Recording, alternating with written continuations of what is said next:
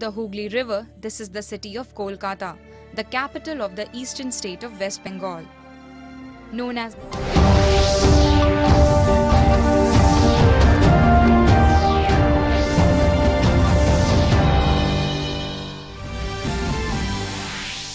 In a boost to relationship with Caribbean countries, Prime Minister Narendra Modi meets leaders of CARICOM group of countries, announces $14 million grant and $150 million line of credit to the group of nations.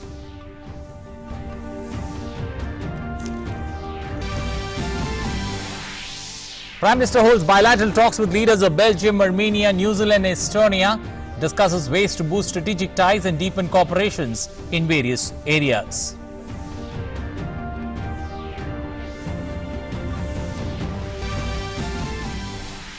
Interacting with top American CEOs in New York, Prime Minister Modi discusses harnessing investment opportunities in India. CEOs laud Prime Minister Modi's leadership role on global platform and reforms taken by India.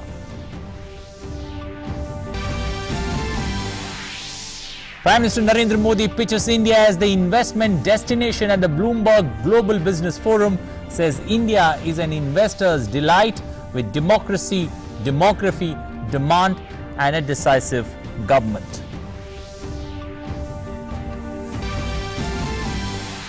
In an exclusive talk with DD News, Antiguan Prime Minister says Mehul Choksi's extradition is just a matter of time.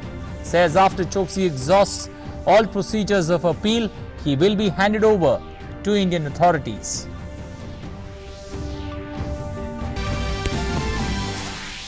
External Affairs Minister S. Jaishankar says there is no country other than Pakistan which uses terrorism consciously and deliberately as a large-scale industry. Terms Pakistan as a challenging neighbor.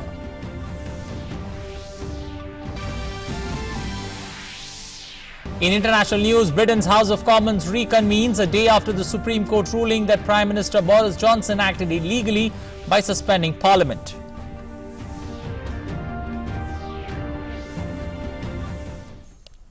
Good morning. Headlines at 9:30. I'm Anil Thomas. Now for the stories in detail. The first ever meeting of India CARICOM leaders took place in New York on the sidelines of the United Nations General Assembly.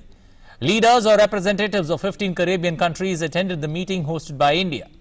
India shares historic and warm cultural ties with Caribbean countries. In his opening remarks, Prime Minister Narendra Modi thanked the CARICOM leaders for accepting his invitation to take part in the meeting. The Prime Minister said that India and the CARICOM countries currently face challenges like climate change and those related to social economic issues like poverty alleviation. The Prime Minister underlined the need to focus on dealing with challenges with the experiences of the past, needs of the present and future aspirations. Chair of the India CARICOM leaders met Prime Minister of St. Lucia, Alan Chestnut, said that it was a great opportunity for both India and CARICOM nations to offer each other exchange of ideas on important issues. Bharat और CARICOM नेताओं की यह पहली बैठक एक महत्वपूर्ण पहल है। इस बैठक के लिए आपने हमारा निमंत्रण स्वीकार किया। मैं आप सबका हृदय से बहुत बहुत आभारी हूँ। हमारे देश क्लाइमेट चेंज और सामाजिक आर्थिक विकास से जुड़ी चुनौतियों जैसे गरीबी उन्मूलन आदि का सामना कर रहे हैं।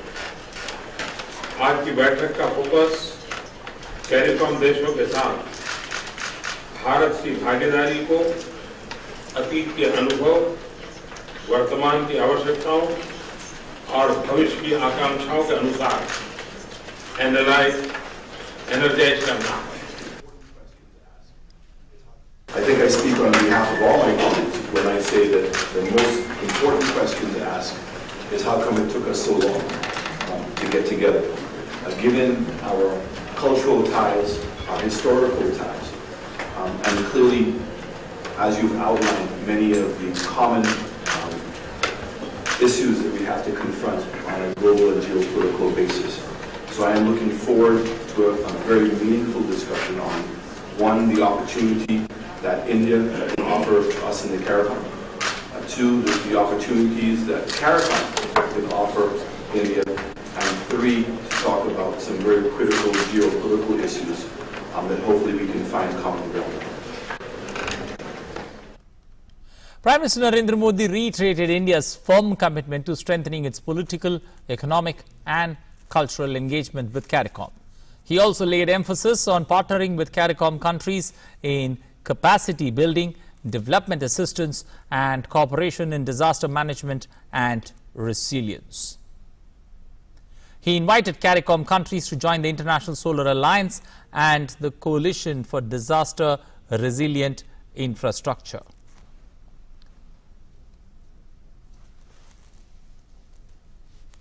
Prime Minister also announced a 14 million grant for community development projects in the CARICOM and another 150 million line of credit for solar renewable energy and climate change related projects. He also announced the setting up of the Regional Center for Excellence in Information Technology in Georgetown, Guyana, and the Regional Vocational Training Center in Belize by upgrading the existing India-funded centers in these countries. Prime Minister Narendra Modi met his Armenian counterpart on the sidelines of the UNGA. Both leaders discussed furthering bilateral cooperation, especially in trade and culture. The leaders discussed ways to expand trade and investment. Discussions on cooperation in the field of film production was also held between the two leaders, given the age-old ties of India and Armenia.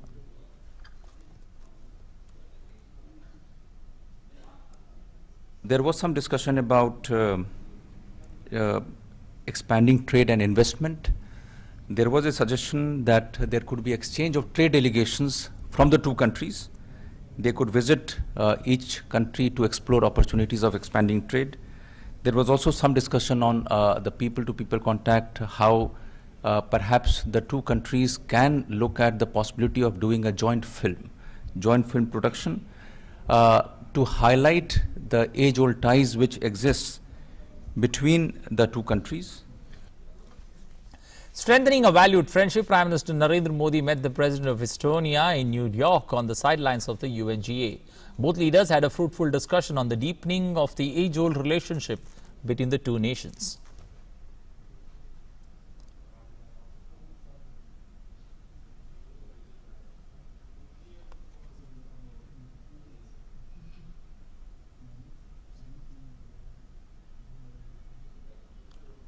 With an aim of further boosting bilateral ties, Prime Minister Narendra Modi met his New Zealand counterpart Jacinda Ardern in New York on the sidelines of UNGA. Both leaders discussed ways to boost strategic ties and deepen cooperation in various areas. The two leaders also held discussions on regional issues and on the issue of counter-terrorism.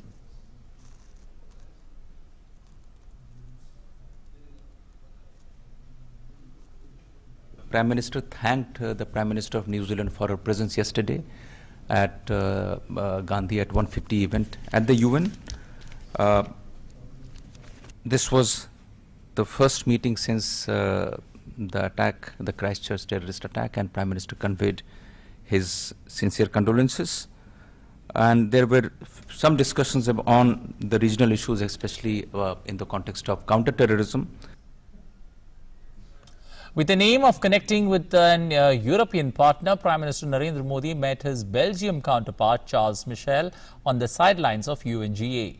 Both the leaders had an engaging conversation on expanding the warm and friendly bilateral relations.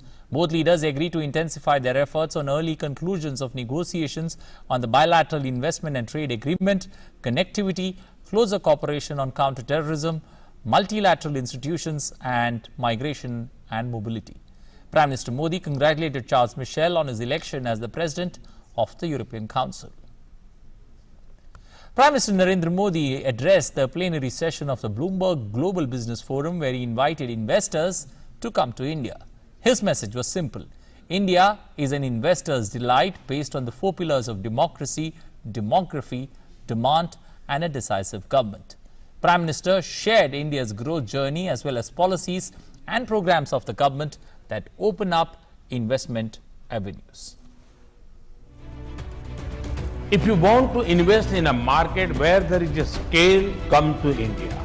Invest in startups, come to India. If you want to invest in one of the world's largest infrastructure ecosystem, invest in urbanization, come to India.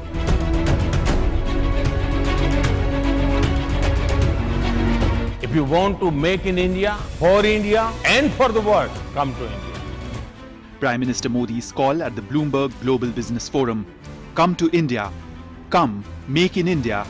Come, make for India and the world. He delivered the keynote address at the plenary session of the event with the who's who of the business and corporate world as well as global leaders listening in.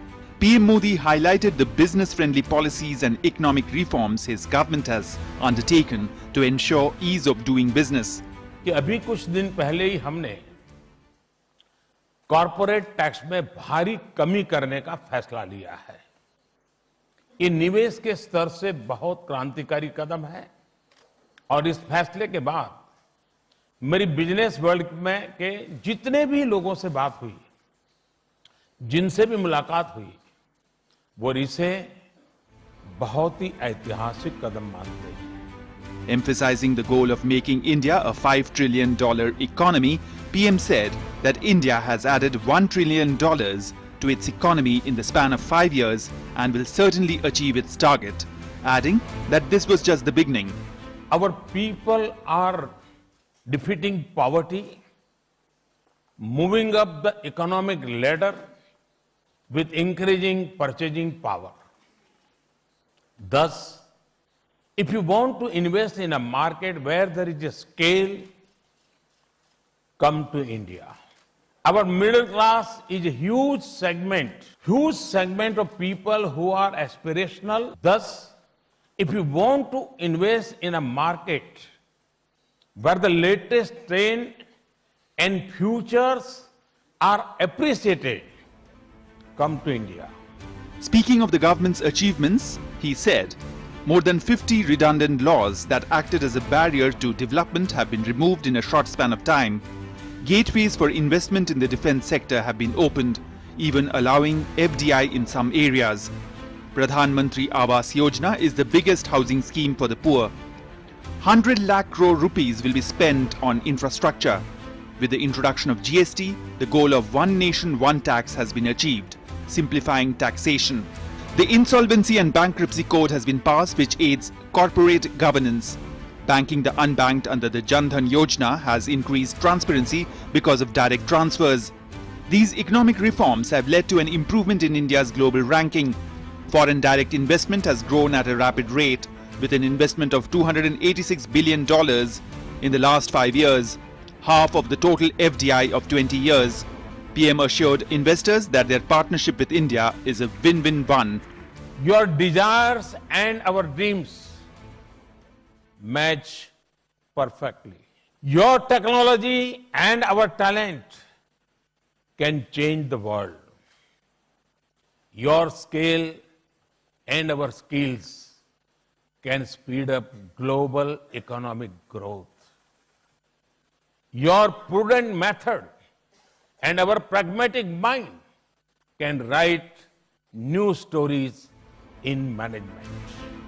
PM Modi emphasized on the 4 pillars of India's growth story: democracy, demand, demography and decisiveness, which makes India exceptional.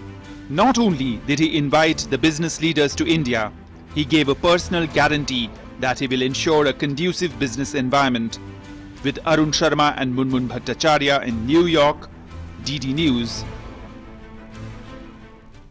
Well, after sharing India's growth story at the Bloomberg Global Business Forum, Prime Minister Narendra Modi sat down for a question and answer session with Michael Bloomberg, the host and CEO of the company. From his climate action mantra to skilling India, as well as tackling fake news, Prime Minister Modi was open and candid in sharing his thoughts and vision. You have set one of the most ambitious goals for generating renewable energy, and India is now providing wind and solar at some of the cheapest electricity rates in all of Asia. How did you accomplish that? And is India on the track to really meet the ambitious targets that you set? Bharat मूलतः उस चिंतन से जुड़ा हुआ है जहां need समझ सकते हैं, ग्रीड का कोई उपाय नहीं है। तो ये मूलभूत तत्वज्ञान है और मैं मानता हूं कि दुनिया में ग्लोबल वार्मिंग के इस चैलेंज को सरकारें बाकी व्यवस्थाओं से ज्यादा नागरिक की बिहेवियर ही इस परिस्थिति से दुनिया को बाहर ला सकती है और इसलिए ह्यूमन बिहेवियर को हमें नेचर के साथ जोड़ करके चलने की आदत बनानी पड़ेगी। दूसरी बात है, भारत ने तय किया है, हमने पहले लक्ष्य तय किया था 175 गीगावाट रिन्यूएबल एनर्जी की तरफ जाने का। मुझे आज खुशी है कि समय से बहुत आगे हम चल रहे हैं और निकट भविष्य में हम 450 गीगावाट रिन्यूएबल एनर्जी के क्षेत्र में जाएंगे। हमारे सामने एक चुनौती अभी भी है और वो है न्यूक्लियर एनर्जी की, क्योंकि हम एनर्जी के मेंबर न होने के कारण हमें जो फ्यूल की सप्लाई की सुविधा रहनी चाहिए वो नहीं रहती है। अगर हमारा वो सॉल्यूशन हो जाता है तो शायद हम दुनिया में एक मॉडल के रूप में इस क्षेत्र में काम कर सकते हैं। ये बात सही है कि दुनिया का तीसरा सबसे ज्यादा कोल रिजर्व भारत में है। माइनिंग की पद्धति को बदलना और अंडरग्राउंड माइनिंग करना ताकि उसके कारण वे एनवायरनमेंट को नुकसान न करें। डिजास्टर हम आए दिन सुनते रहते हैं, ऐसे में डिजास्टर रेजिलियंस इंफ्रास्ट्रक्चर पर हमने बल देना पड़ेगा। दुनिया का एक सर्वे कहता है कि जब बड़े डिजास्टर होते हैं तो 60 से 70% एस्टैब्लिश्ड इंफ्रास्ट्रक्चर को खत्म कर देते हैं और ग्लोबल वार्मिंग के कारण जो नए संकट आ रहे हैं उस संकट को निपटने के लिए व्यवस्थाएं खड़ी करनी पड़ेगी। In spite of all of the new technology that keeps getting introduced around the world, the real key to economic growth is still the workforce. How is your administration going to tackle education changes in technology, and how can the private sector really help you get it done? Innovation पे हम बल दे रहे हैं। हमने primary school level से अटल tinkering labs का एक बहुत बड़ा नेटवर्क खड़ा किया है। हम इनोवेशन को प्रमोशन देना चाहते हैं। हम इंक्यूबेशन सेंटर्स का एक पूरा जाल बिठाना चाहते हैं। ग्लोबल वर्कफोर्स को ध्यान में रखते हुए अगर भारत के पास युवा धन है, अगर युवा धन दुनिया के काम आ सकता है तो according to that requirement human resource तैयार करना, स्किल डेवलपमेंट करना, उस पर हम बल दे रहे हैं। तीसरी बात, ऑटोमेशन पे दुनिया जा रही है, लेकिन मैं मानता हूं दुनिया बदलने के बावजूद भी नए नए जॉब क्रिएशन की संभावनाएं रहती हैं। In a world where social media seems to talk about everything that's going wrong, and we know there are a lot of things going right. We've reduced global poverty by 50% in the last 3 decades. How do you and other leaders get a good message out? आप स्वयं media की दुनिया से जुड़े हुए हैं और आप जब ये सवाल पूछते हैं, कंदहार में हमारा एक विमान हाईजैक हुआ था और उसमें करीब सैकड़ों की तादाद में हमारे पैसेंजर्स थे। टेररिस्टों ने उनको बैन में रखा हुआ था, लेकिन उस समय नया नया इलेक्ट्रॉनिक मीडिया था, टीवी था, और उन्होंने जो परेशान हुए जो नागरिक थे उनकी कथाओं को इतना फ्लेयर अप कर दिया कि वहां जो टेररिस्ट बैठे थे उनका हौसला बढ़ गया। भारत के टीवी वालों ने खुद ने एक मीटिंग किया था और आत्मनिरीक्षण किया था कि हमने कितनी गलतियां की, हमने इन गलतियों को कैसे सुधारना, और मुझे वो एक अच्छा इनिशिएटिव लगा था। सोशल मीडिया ने एम्पावरमेंट के लिए एक बहुत बड़ी ताकत दी है। आज कोई भी खबर कोई भी व्यक्ति पहुंचा सकता है, तो एक प्रकार से डेमोक्रेसी का एक बहुत पावरफुल इंस्ट्रूमेंट सोशल मीडिया के रूप में मैं देख रहा हूं। लेकिन दुर्भाग्य से ऑर्गेनाइज वे में नेगेटिव चीजों को प्रचारित करने का प्रयास हो रहा है। अच्छा है कि कुछ मीडिया ने डेली 15 मिनट, 20 मिनट, आधा घंटा फेक न्यूज को उजागर करने के कार्यक्रम शुरू किए हैं। फॉरवर्ड करने की जो फैशन है, मुझे लगता है टेक्नोलॉजी के लिए कोई सॉल्यूशन लाना पड़ेगा कि जिसमें कोई न्यूज आता है तो वेरिफिकेशन की कोई संभावना बने। गुड गवर्नेंस के लिए जो नीचे से इंफॉर्मेशन आनी चाहिए, उसके लिए सोशल मीडिया एक बहुत बड़ी ताकत है। और मैं मानता हूं अगर सेंसिटिव गवर्नमेंट्स हो, गुड गवर्नेंस का मोटो हो, तो इंफॉर्मेशन के लिए सोशल मीडिया एक बेस्ट टूल है। Showcasing India as an attractive destination for doing business, Prime Minister Narendra Modi met the top American business leaders in New York on the sidelines of UNGA session. The companies represented at the meeting included IBM, Coca-Cola, Bank of America, and others. The extensive agenda included harnessing investment opportunities in India and boosting the commercial linkages between India and the United States of America. PM at the CEO roundtable highlighted the steps taken by India to build a 5 trillion economy. A global business community is upbeat about the India's success story. The engagements in New York with a special focus on business, trade and investment ties continued, with Prime Minister Narendra Modi interacting with top American business leaders at the CEO's roundtable. Captains of industries interacted, discussed the extensive agenda that included harnessing investment opportunities in India and boosting commercial linkages between India and the US. From Apple to Microsoft Inc. to JP Morgan and Walmart, several 45 top companies were represented in the meeting. The CEOs lauded Prime Minister Modi's leadership role on global platform as well as the reforms taken by the government in India.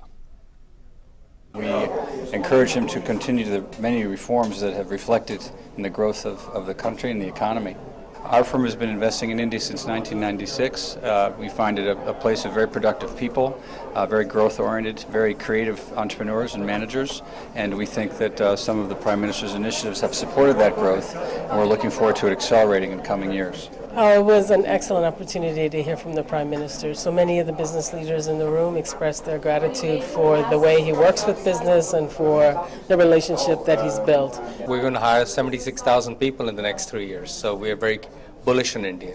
It was a great event, and it was good to see the Prime Minister again. Well, they continue to grow. We've been a long-term partner with India in the technology space. It will continue. We're looking forward to 5G launching in the future, and it's going to continue to be a great place to do business. Prime Minister Modi was very gracious with his time and elicited remarks and comments about how to improve U.S.-India relations and, importantly, how to work as a U.S. business in India.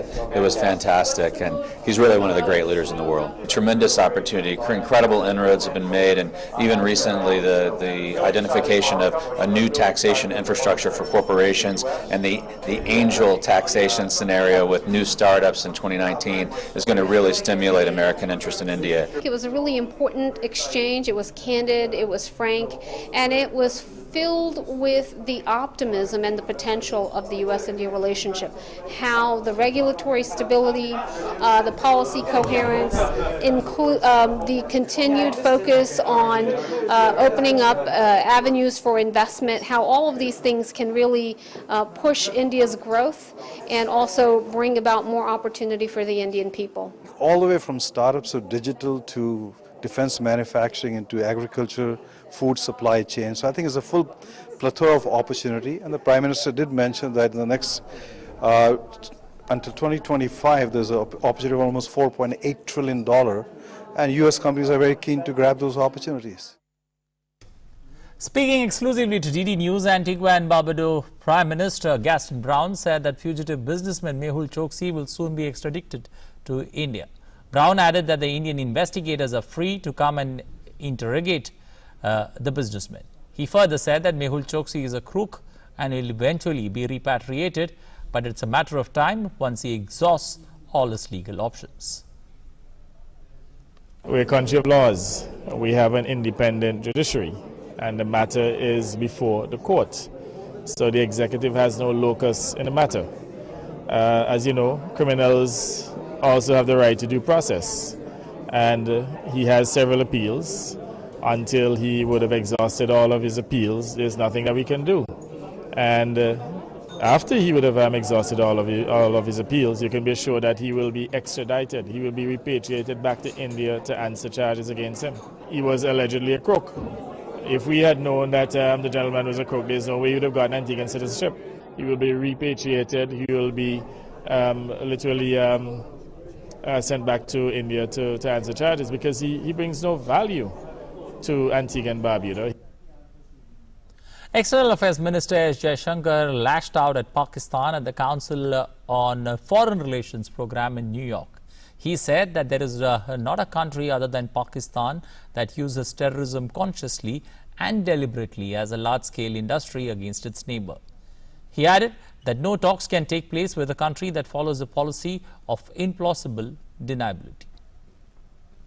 You have terrorism in different parts of the world, but there's no part of the world where a country uses it consciously, deliberately as a large-scale industry against its neighbor.